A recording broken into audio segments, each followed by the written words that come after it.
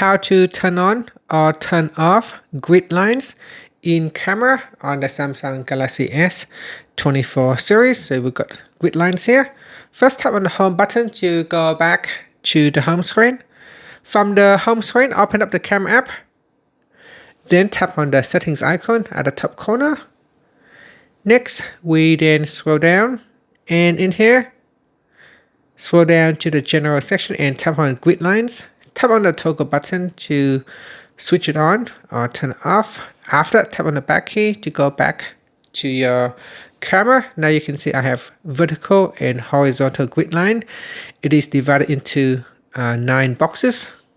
So this will help you keeping everything in the correct perspective and helps to improve your shots.